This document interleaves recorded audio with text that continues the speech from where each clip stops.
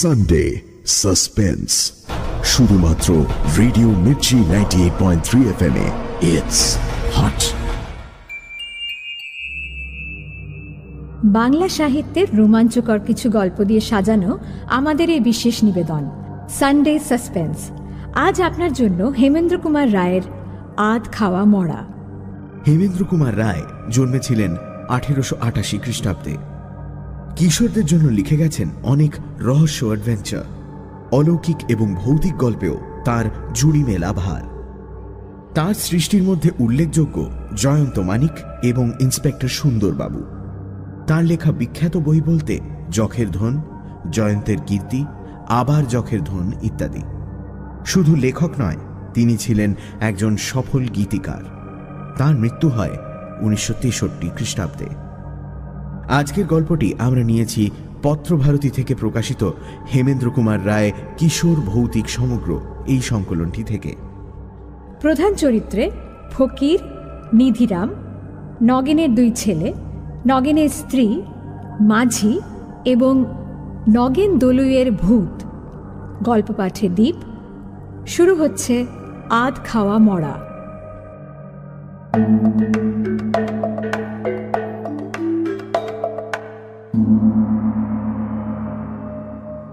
রূপনারায়ণ নদের বিরাট একটা চর। নদীর বাঁধটা একটা বিরাট অজগরের মতো এঁকে বেঁকে চলে গেছে দূর থেকে বহু দূরে। বাঁধের ধারে ধারে দুপাশেই বট, অশ্বত্থ, জাম, তেঁতুল, শিরীষ, অর্জুন প্রভৃতি গাছ মাথা উঁচু করে দাঁড়িয়ে আছে। বাঁধ থেকে নেমে খানিকটা এগিয়ে গেলেই গ্রামের সীমানা। প্রথমেই জেলে পাড়া, তার ডান দিকে বাগদি পাড়া, উত্তর দিকে বিভিন্ন জাতের লোক বাস করে। অপরদিকে রূপনারায়ণ নদ ঢেউ তুলে তরতর করে এগিয়ে চলেছে। বাঁধের ওপর দিয়ে প্রায় মাইল খানেক গেলেই রূপনারায়ণের প্রকাণ্ড চর। এই চরেই গাঁয়ের লোকেরা মরা পোড়ায়। আশেপাশের প্রায় 10খানা গাঁয়ের মধ্যে ওই একটাই শ্মশান। শ্মশানের কাছাকাছি অনেক নাম না জানা বড় বড় গাছ আর ঝোপঝাড়। পাড়া গাঁয়ের শ্মশান যে কত ভয়ঙ্কর, না দেখলে বিশ্বাস করা যায় না। শ্মশানের চারিদিকে ছড়িয়ে পড়ে আছে পোড়া কাঠ, আধ পোড়া বাঁশ, ছেঁড়া কাঁথা, ছেঁড়া কাপড়, ছেঁড়া মাদুর, মরার হাত, ভাঙা হাঁড়ি আর সরা। যারা মরা পোড়াতে পারে না তারা সব মরা আর ছোট ছোট ছেলে মেয়েদের মরা মাটিতে পুঁতে দিয়ে যায়। তারপর সেই সব মরা মাটির ভেতর থেকে টেনে বের করে শেয়াল, কুকুর আর শকুন মনের আনন্দে ছেড়ে ছেড়ে খায়। কাছের ঝাঁকড়া শিরীষ গাছটায় একদল শকুন থাকে। হঠাৎ একদিন ঘটে গেল একটা ব্যাপার। বাগদিপাড়ার নগেন দলুই বউয়ের সঙ্গে ঝগড়া করে বাড়ি থেকে চলে যায়। প্রায় 4 দিন কেটে গেল, সে আর বাড়ি ফেরে না দেখে সবাই চিন্তায় পড়ল। যেখানে যত আত্মীয় ছিল খোঁজ নেওয়া হলো, কিন্তু কোনো সন্ধান পাওয়া গেল না তার। সেদিন সকালে জেলে পাড়ার জনা কয়েক ছেলে ডিঙি ভাসিয়ে মাছ ধরতে ধরতে এসে পড়েছে শ্মশানের বেশ কাছাকাছি। হঠাৎ তাদের নাকে দুর্গন্ধ লাগল, আর সেই সঙ্গে শকুনের ডানা ঝাপটানি শব্দ। সঙ্গে সঙ্গে তারা দেখল নগেন দলুইয়ের পচা গলা মৃতদেহটা চরে এসে আটকে আছে। শকুনে খানিকটা ছিঁড়ে খেয়েছে। চোখ দুটো শকুন খুবলে নিয়ে নিয়েছে, শুধু চোখের গর্ত দুটো রয়েছে। জেলেরা এই বীভৎস দৃশ্য দেখে বাগদিপাড়ায় সংবাদ দিল। সকলে তখন সেখানে ছুটে এসে দেখল এত দুর্গন্ধ ছড়াচ্ছে যে কারোর সাধ্য নেই সেখানে দাঁড়ায়। তখন সবাই নাকে কাপড় চাপা দিয়ে মরাটার পায়ে দড়ি বেঁধে শ্মশানের ভেতরে এনে মাটি চাপা দিয়ে চলে গেল। রাত্রির বেলা মাটির ভেতর থেকে নগেনের মৃতদেহটা তুলে শেয়াল কুকুরে খেয়ে ফেলল। নগেন দলুইয়ের অবস্থা মোটামুটি ভালোই ছিল। তার দুটি ছেলে, তাদের বিয়ে হয়ে গেছে। তারা ভালোভাবেই বাপের শ্রাদ্ধ করল। জেলে পাড়া বাগদি পাড়ার অনেকেই নিমন্ত্রণ খেয়ে গেল। এই ঘটনার পর প্রায় 1 মাস কেটে গেল। তারপর থেকেই নানা রকম অবিশ্বাস্য ঘটনা ঘটতে লাগল। কখনো বাগদিপাড়া থেকে আবার কখনো জেলে পাড়া থেকে হাঁস মুরগি ছাগল চুরি যেতে লাগলো। একদিন নগেনের বউ রাত্রে একটা শব্দ শুনে এসে দেখল তাদের আম গাছটার নিচে যেন একজন সাদা কাপড় গায়ে জড়িয়ে দাঁড়িয়ে আছে। সে ভয় পেয়ে চেঁচাতে চেঁচাতে ঘরে এসে দরজা বন্ধ করে দিল। মায়ের চেঁচানি শুনে ছেলেরা হ্যারিকেন হাতে নিয়ে বাইরে এসে চারিদিকে দেখল, কিন্তু কাউকেই দেখতে পেল না।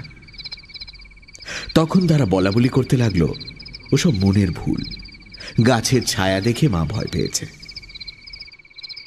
রাত্রে বাঁধের ওপর আর শ্মশানেও একটা কঙ্কালকে ঘোরাফেরা করতে দেখে গাঁয়ের সবাই ভয় পেয়ে গেল। রাত্রে শ্মশানে মড়া নিয়ে আসা বন্ধ করে দিল সবাই। জেলেরা সারাদিন রূপনারায়ণে মাছ ধরে। সন্ধে হলেই যে যার বাড়ি ফিরে আসতে লাগল। এমনকি বাঁধের ওপর দিয়েও লোক চলাচল বন্ধ হয়ে গেল। সন্ধে হলেই রাস্তা একেবারে ফাঁকা। সেদিন রাখাল জেলের একটা বাছুর গেল হারিয়ে।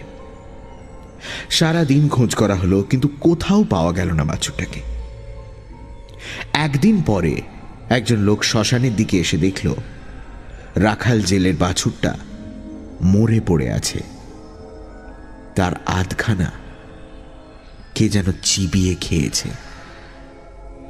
বাকিটা পড়ে আছে একটা গাছের তলায়। খবরটা শুনে রাখাল এসে দেখল ব্যাপারটা। কি করবে, তাই সে কিছু না বলেই চলে এলো সেখান থেকে। মনে মনে সে বুঝল নগেন দলুই ভূত হয়ে এসব কাণ্ড করছে। জেলে পাড়ার ফকির আর নিধিরাম দেখল নগেনের বাড়ির দরজার কাছে একটা আবছা মূর্তি দাঁড়িয়ে আছে। সারা দেহ তার সাদা কাপড়ে ঢাকা। ওরা চোর ভেবে জিজ্ঞাসা করল, ওখানে কে রে? সঙ্গে সঙ্গে আবছা মূর্তিটা ঘুরে দাঁড়ালো। ওরা আশ্চর্য হয়ে দেখল লোকটার মুখ দেখা যাচ্ছে না, শুধু চোখ দুটো যেন আগুনের গোলার মতো জ্বলছে। দেখতে দেখতে মূর্তিটা বিরাট লম্বা হয়ে গেল। এই ব্যাপার দেখে ফকির আর নিধিরাম ভয় পেয়ে বলে ছুটে পালালো প্রাণপণে। সবার মুখে মুখে খবরটা জানাজানি হয়ে গেল। পাড়ার লোক ভয় পেয়ে সন্ধে 7টার পর নগেন দলুইয়ের বাড়ির পাশের রাস্তা দিয়ে যাওয়া আসা বন্ধ করে দিল। ফকির জেলে নগেনের ছেলে দুটোকে বলল, বাপু, ব্যাপার খুব সুবিধের মনে হচ্ছে না। তোদের বাপ ভূত হয়েছে, তোরা ছেলে পুলে নিয়ে থাকিস, একটা কিছু ব্যবস্থা কর, তা না হলে কোনোদিন তোদের বিপদ হতে পারে। নগেনের বড় ছেলেটা ভয় পেয়ে বলল, কি ব্যবস্থা করা যায় দেখি খুড়ো। মাও একদিন দেখেছিল, আমরা তার কথা বিশ্বাস করিনি, কিন্তু এখন দেখছি বিশ্বাস না করে উপায় নেই। নগেনের ছোট ছেলে বলল, আমিও সেদিন ভোরের দিকে বাইরে বেরিয়ে সাদা কাপড় ঢাকা একটা মূর্তি দেখেছিলাম, সবাই ভয় পাবে বলে কাউকে আর কিছু বলিনি। নিধিরাম সব শুনে কিছুক্ষণ ধরে কি যেন ভাবল, তারপর গম্ভীরভাবে বলল, এখানে তো তেমন ভূতের ওঝাও নেই, তবে শুনেছি মহেশপুরে একজন লোক আছে, সে নাকি ভূত ছাড়ায়। তোরা তার কাছে যা, সে কি বলে দেখ। এই পরামর্শ দিয়ে ফকির আর নিধিরাম যে যার বাড়ি চলে গেল। নগেনের বড় ছেলে তার ছোট ভাইকে বলল, মহেশপুর এখান থেকে প্রায় 4 ক্রোশের ওপর, যেতে আসতে প্রায় 9-10 ক্রোশ। আজকে তো আর যাওয়া সম্ভব নয়, কাল সকালেই সাইকেল নিয়ে বেরিয়ে যাব, বিকেলে তাহলে ফিরে আসতে পারব। এইভাবেই দু ভাই যুক্তি করল। সেদিন রাত্রেই ঘটনাটা ঘটল নগেনের বাড়িতে। রাত্রে খাওয়া দাওয়া সেরে বাড়ির সবাই ঘুমিয়ে পড়েছিল।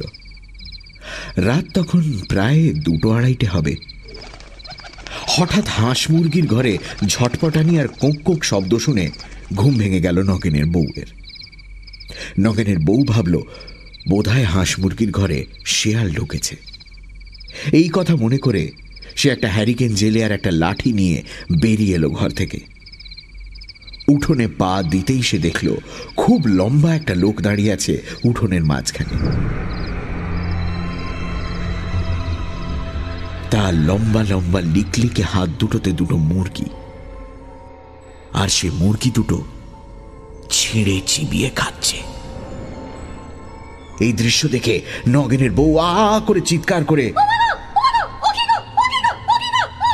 উঠোনে পড়ে অজ্ঞান হয়ে গেল। সেই শব্দ শুনে ছেলেরা বউরা সব ছুটে এলো হ্যারিকেন নিয়ে। উঠোনের মাঝখানে মাকে অজ্ঞান হয়ে পড়ে থাকতে দেখে তাড়াতাড়ি জল পাখা নিয়ে এসে সবাই শুশ্রূষা করতে লাগলো। বেশ কিছুক্ষণ সেবা করার পর জ্ঞান ফিরে এলো নগেনের বউয়ের। ছেলেরা জিজ্ঞেস করলো, কি হলো মা, তুমি অজ্ঞান হয়ে গেলে কেন? নগেনের বউ তখন হাঁপাতে হাঁপাতে 2-1 কথায় ছেলেদের সব ব্যাপারটা বলে উঠোনের যেখানে কঙ্কালটা দাঁড়িয়েছিল সেইখানে ইশারা করে দেখিয়ে দিল। সবাই আলো হাতে নিয়ে উঠোনের মাঝখানে গিয়ে দেখল চারিদিকে মুরগির পালক আর রক্ত ছড়ানো রয়েছে, কিন্তু ধারে কাছে কাউকেই দেখা গেল না। ছোট ছেলে বলল, হয়তো শেয়াল ঢুকে মুরগি খেয়েছে। রাতের অন্ধকারে শেয়ালের চোখ দুটো তো দপদপ করে জ্বলে, মা হয়তো তাই দেখেই ভয় পেয়ে অজ্ঞান হয়ে গেছেন। ছেলেদের কথা শুনে নগেনের বউ বলল, তোরা আমার কথা বিশ্বাস করলি না তো? কিন্তু আমি স্পষ্ট দেখেছি, খুব লম্বা একটা মূর্তি উঠোনে দাঁড়িয়ে আছে, তার সারা গাটা সাদা কাপড়ে ঢাকা, মুখটাও দেখা যাচ্ছে না, চোখ দুটো দপদপ করে জ্বলছে, তার লিকলিকে লম্বা হাত দুটোয় দুটো দুটো মুরগি, সে মুরগি দুটো ছিঁড়ে ছিঁড়ে খাচ্ছে। এইসব কথাবার্তা হচ্ছে নিজেদের মধ্যে, এমন সময় বাড়ির পেছন দিকে শোনা গেল একটা ভয়ঙ্কর হাসির শব্দ।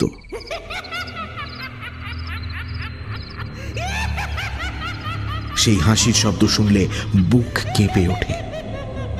সেই শব্দ শুনে সবাই চমকে গেল। তারা বুঝতে পারল এটা একটা ভৌতিক কাণ্ড ছাড়া আর কিছুই হতে পারে না। ভয় পেয়ে সবাই ঘরে ঢুকে বসে রইল সকাল হওয়ার অপেক্ষায়। পরের দিন নগেনের বড় ছেলে সাইকেল নিয়ে চলে গেল সেই প্রায় 4 ক্রোশ দূরে মহেশপুরের ওঝার বাড়িতে। কিন্তু মুশকিল হল ওঝা তখন অসুস্থ। নগেনের ছেলে একে একে সব কথা বলল তাকে।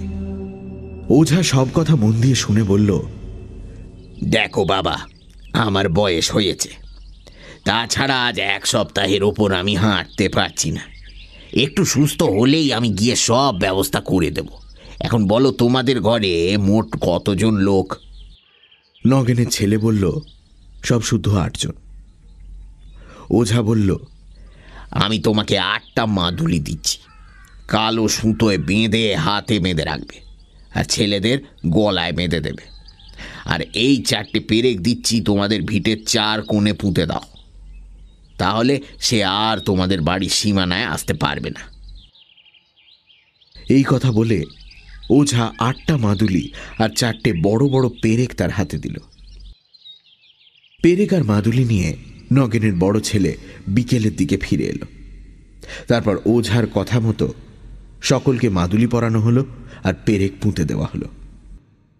সেদিন থেকে নগেন দলুইয়ের বাড়িতে ভূতের উপদ্রব কমে গেছে বটে, কিন্তু গ্রামে উপদ্রব বেড়ে গেল। গায়ের লোকের ঘর থেকে হাঁস, মুরগি আর ছাগল প্রায়ই চুরি যেতে লাগলো। অন্ধকারে সেই ছায়ামূর্তিকেও দেখল অনেক লোক। তাছাড়া কারুর কারুর বাড়িতে গভীর রাতে ইট পড়তে লাগলো দুমদাম করে। আবার কারুর বাড়িতে গরুর হাড়, মোষের হাড়, মানুষের হাড় পড়তে লাগলো। আবার কারুর ঘরে চালে মরা পোড়া কাঠ, বাঁশ পড়তে লাগলো। সারা গায়ের লোক ভয়ে কাঠ হয়ে গেল। সন্ধে হতে না হতেই যে যার ঘরে ঢুকে দরজা বন্ধ করে বসে ভয়ে রাত কাটাতে লাগলো। সন্ধ্যের পর এত বড় গ্রামটা যেন শ্মশানের মতো জনশূন্য মনে হয়। সেদিন রাত্রে অনেক দূর থেকে একদল লোক একটা মড়া নিয়ে শ্মশানে এলো পোড়াতে। লোকগুলো চিতা সাজিয়ে মড়াটাকে তার ওপর তুলে আগুন দিয়ে দিল। তারপর সব যাত্রীরা একটু দূরে বসে আপন মনে তামাক টানতে লাগল। এইদিকে সেই অবসরে পাশের বটগাছ থেকে লম্বা হাত বাড়িয়ে নগেন মড়াটাকে চিতা থেকে তুলে নিয়ে গাছের ওপর বসে চিবিয়ে চিবিয়ে খেতে লাগল। তামাক খেয়ে লোকগুলো চিতার কাছে এসে অবাক হয়ে গেল। শুধু চিতাটাই জ্বলছে, মড়ার পাত্তা নেই। লোকগুলো রীতিমতো ভয় পেয়ে গেল। নদীতে তখন মালপত্র বোঝাই করা একটা বড় নৌকো বাঁধা ছিল। মাঝি বসে অপেক্ষা করছিল জোয়ারের আশায়।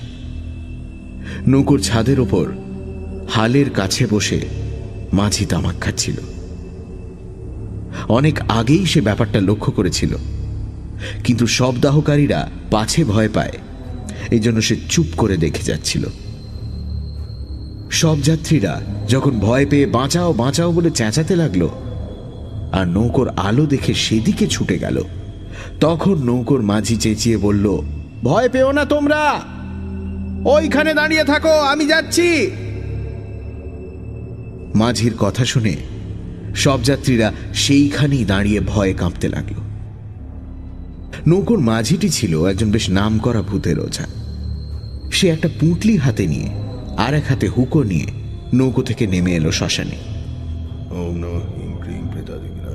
লোকগুলোকে তখন মাঝি তার কাছে বসিয়ে বিড়বিড় করে কিসব মন্ত্র বলতে বলতে লোকগুলোর চারপাশে কি যেন সব ছড়িয়ে দিয়ে বসে হুকোয় দু একটা টান দিয়ে বলল, কোনো ভয় নেই তোমাদের, ভূতের বাবারও সাধ্য নেই যে আর তোমাদের কাছে আসে। আমি গণ্ডি দিয়ে দিয়েছি, যতক্ষণ তোমরা এই গণ্ডির মধ্যে থাকবে ততক্ষণ তোমাদের ভূত কোনো ক্ষতি করতে পারবে না। তারপর সকাল হলে বাড়ি চলে যাবে। দিনের বেলা ভূত লোকের কাছে আসে না। একজন জিজ্ঞেস করল, মরাটা তাহলে কোথায় গেল? মাঝি বলল, তাকে চিতা থেকে তুলে নিয়েছে। মাঝির কথা শুনে সবাই ভয় পেয়ে ফ্যাল ফ্যাল করে চেয়ে রইল। কারোর মুখে আর কথা নেই। মাঝি বলল, হ্যাঁ, তাকে তুলে নিয়েছে। ওদের মধ্যে একজন যুবক বলল, আগুনের মধ্যে থেকে তুলে নিল কি করে? মাঝি বলল, গাছের ওপর থেকে হাত বাড়িয়ে। মাঝির কথা শুনে যুবকটি যেন একটু অবজ্ঞার হাসি হাসল। তাই দেখে মাঝি বলল, বিশ্বাস হচ্ছে না বুঝি, দেখতে চাও? যুবক বলল, কই কই দেখান তো, তাহলে বিশ্বাস করব। দেখো, আবার অজ্ঞান হয়ে যাবে না তো? এখনো যখন হয়নি তখন আর হব না। বেশ, তাহলে এসো আমার সঙ্গে।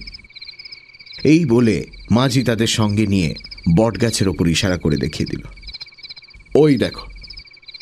সকলে দেখল বটগাছের মগডালের ওপর বসে একটা বিভৎস কঙ্কাল তাদের সেই মড়াটাকে চিবিয়ে খাচ্ছে। কি ভয়ঙ্কর দৃশ্য! ভয় পেয়ে সবাই চোখে হাত চাপা দিয়ে মাঝির কাছে সরে এলো। মাঝি বলল, এবার বিশ্বাস হলো তো? যাক, তোমাদের কোনো ভয় নেই। ও গাছ থেকে নেমে আসতেও পারবে না, আর কোথাও যেতেও পারবে না। আমি গাছটাকে গণ্ডি দিয়ে দিয়েছি। এই কথা বলে মাঝি হুকোটা সেখানে রেখে পুঁটলিটা হাতে নিয়ে উঠে দাঁড়িয়ে বলল, তোমরা এখন চুপচাপ বসে থাকো, মাঝিকে চলে যেতে দেখে লোকগুলো ভয় পেয়ে কাতরভাবে বলল, আপনি আমাদের এভাবে ফেলে চলে যাবেন না, সকাল হলে তারপর যাবেন। দয়া করে সকাল না হওয়া পর্যন্ত আমাদের জন্য অপেক্ষা করুন আপনি। মাঝি হেসে বলল, ভয় নেই, আপনারা এখানেই বসুন, আমি ওর পরিচয় নিয়ে আসছি। মাঝি চলে গেল বটগাছের দিকে। লোকগুলো ভয়ে কাঠ হয়ে বসে রইল। স্পষ্ট শোনা যেতে লাগলো, মাঝি বলছে, তুই কে? আমি নগেন দলুই। তোর বাড়ি কোথায়? বাঁধের ওপারে বাগদি পাড়ায়। বাড়িতে তোর কে আছে? আমার বউ, দুটো ছেলে, তাদের বউ, নাতি নাতনি। ঠিক আছে, তুই গাছেই বসে থাক, পালাবার চেষ্টা করলেই জ্বলে পুড়ে মরবি। আমি তোকে বেঁধে দিয়ে যাচ্ছি।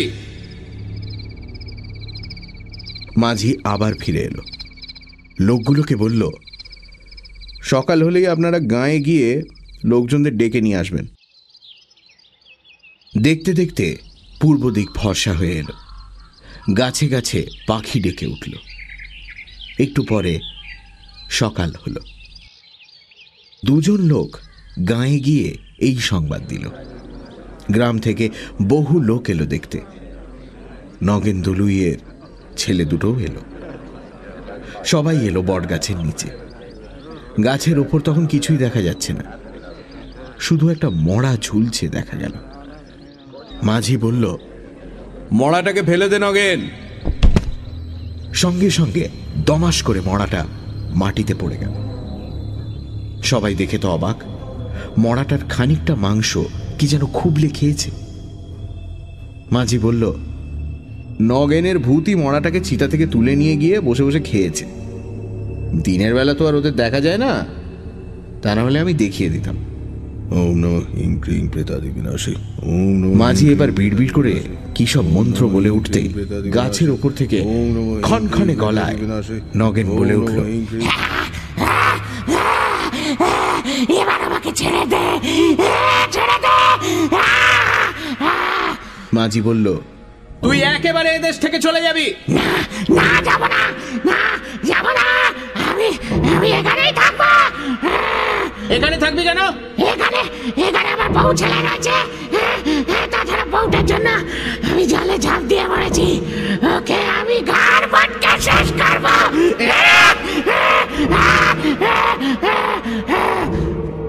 এই কথা শুনে নগেনের ছেলেরা ভয় পেয়ে মাঝিকে বলল, দয়া করে আপনি আমাদের রক্ষা করুন। মাঝি বলল, তোমাদের বাবা ভূত হয়ে কষ্ট পাচ্ছে, শুধু শুধু ওকে কষ্ট দিয়ে লাভ কি? নগেনের বড় ছেলেকে মাঝি বলল, তুমি গয়ায় গিয়ে ওর নামে পিণ্ডি দাও, তাহলেই তোমার বাবা প্রেতজনি থেকে উদ্ধার পাবে। তখন গাঁয়ের একজন বয়স্ক লোক বলল, এখন ওরা কি করবে? যদি আজ রাতেই কারোর ঘাড় মোটকে দেয় বা গ্রামবাসীদের ক্ষতি করে? মাঝি বলল, তা পারবে না, আমি গাছের চারদিকে গণ্ডি দিয়ে যাচ্ছি, ও গাছ থেকে কোথাও যেতে পারবে না। 7 দিন ওই গাছে ও বন্দী হয়ে থাকবে। তার মধ্যেই পিণ্ডি দেওয়া না হলে ও আবার গ্রামে গিয়ে উপদ্রব করবে। নগেনের ছেলে বলল, আমি আজই রওনা হয়ে যাচ্ছি। মাঝি বলল, তুই উদ্ধার হলে কি চিহ্ন রেখে যাবি? এবার কিন্তু কোনো উত্তর এলো না। গাছের ওপর থেকে খোনা গলায় চেঁচিয়ে উঠল নগেনের ভূতটা।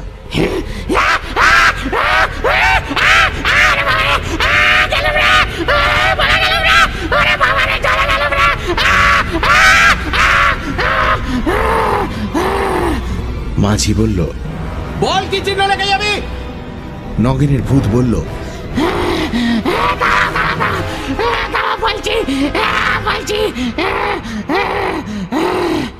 এই বলে একটু থেমে তারপর বলল, এই গাছের একটা মোটা ডাল ভেঙে দিয়ে যাব।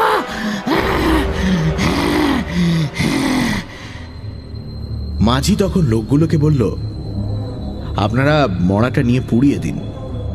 তারপর সব গ্রামবাসীদের বলল, আপনারা ফিরে যান, আজ থেকে আর গায়ে কোনো উপদ্রব করবে না নগেন। এই কথা বলে মাঝি ফিরে গেল নৌকায়।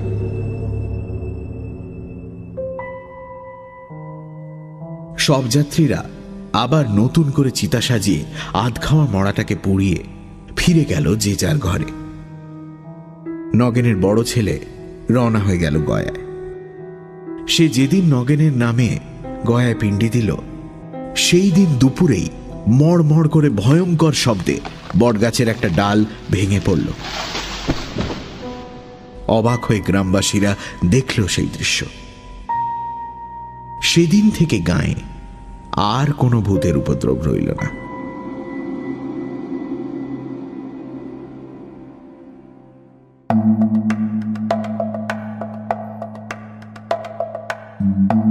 শুনছিলেন আধ খাওয়া মরা, রচনা হেমেন্দ্র কুমার রায়, গল্প পাঠে দ্বীপ, নগেনের বউ এবং সূত্রধার ইন্দ্রাণী, জনৈক যুবক পুষ্পল। শব্দগ্রহণ, আবহ সঙ্গীত এবং স্পেশাল এফেক্টসে রিচার্ড, পরিকল্পনা ও পরিচালনায় ইন্দ্রাণী। আগামী সপ্তাহে ঠিক এই সময় আরও একটি রোমাঞ্চকর গল্প নিয়ে হাজির হবে সানডে সাসপেন্স।